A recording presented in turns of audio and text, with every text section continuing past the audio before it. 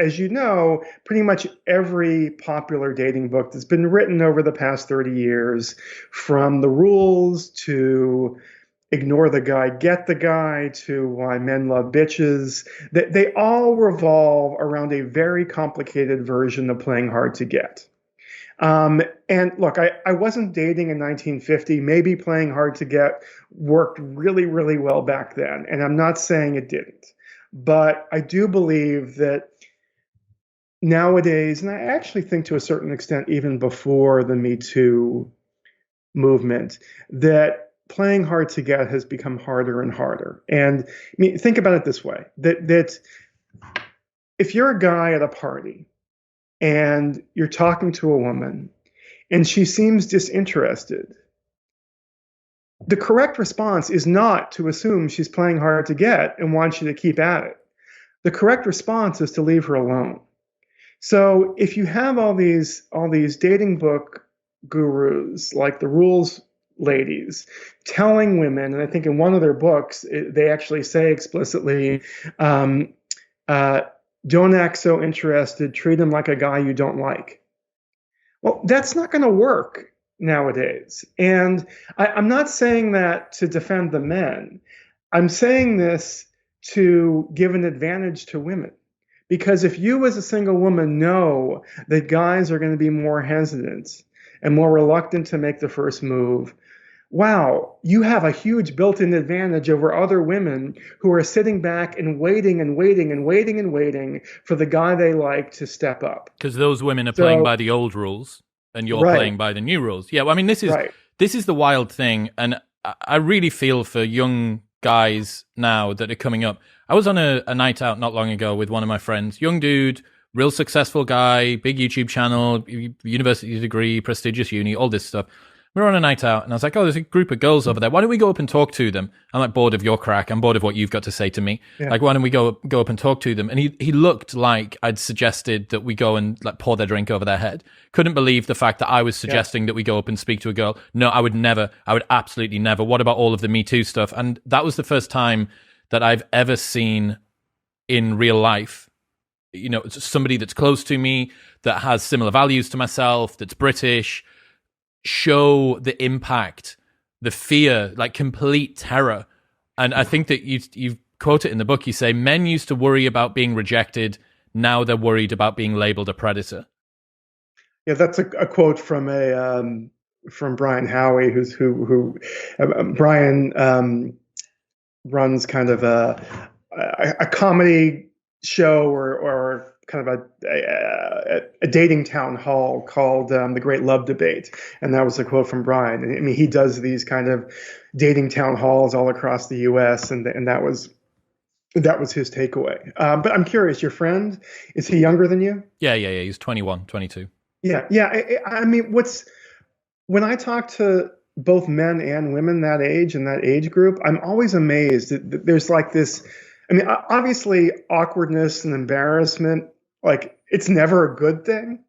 But I feel like with the Gen Z crowd, there is a next level fear of saying or doing the wrong thing. Hypersensitive. A next, like, any kind of awkwardness terrifies them. And, you know, this doesn't bode well for dating, because dating really involves taking chances. But the good news for women is that you know, my kind of go-to line when I'm talking about make your move on the lecture circuit is that men like women who like them. So when a woman takes a chance, you know, striking up a conversation with a guy, the odds of her having blowback are far less. And even though she's anxious and she's worried and she feels the awkwardness, I think the odds of it being a positive experience are better than for your friend. Or maybe it's all in our heads, but I think even if it is all in our heads, I just think there are these huge advantages for women to making the first move, particularly if they've already identified the guy they like.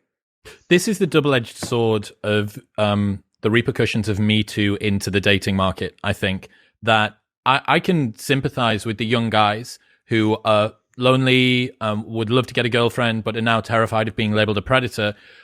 I think that one of the best fixes that you could have would be for women to kind of get a firmware update to their operating system and realize that men aren't playing by that old set of rules anymore.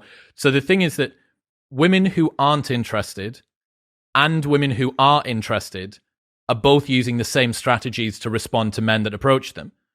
And the men aren't playing by that set of rules anymore. If you say no to a guy, and he's a respectable guy that's learned from MeToo, he's going to think, oh, fucking hell, like I better not push this. I don't want to end up on the front page of Reddit tomorrow.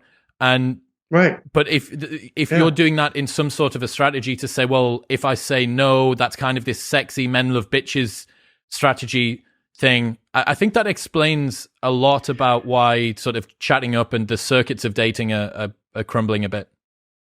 So I had an interesting conversation with a woman named Francesca Hoagie, who's a kind of a high-profile dating coach, matchmaker in Los Angeles. And we were talking about this very thing. And here's what I'm reading from the book here. She says, quote, if a woman comes across as indifferent, men will take that as a sign that she's not interested and will move on. It's getting to a point that if the woman doesn't make the first move, the men are not going to. This is not the time to be demure, at least not if you're single and don't want to be single. And I think she's right. I mean, I'm generalizing, and there are going to be individual situations that play out differently, but I'm writing,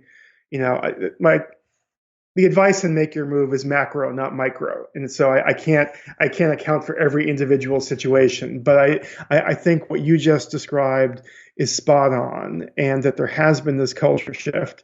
And as a result, women who are willing to make the first move, or at least make it clear to men that if they make that, like, just to open the door wide enough so that the men know that it's safe to walk clear, through. unambiguous signal. Yeah. Yeah. So I think, like, what happens as somebody who, like me, who's writing dating books and telling and sort of pushing out the idea of women making the first move is that you get people from the play hard to get crowd who they're quick to say, oh, terrible things happen to women who make the first move.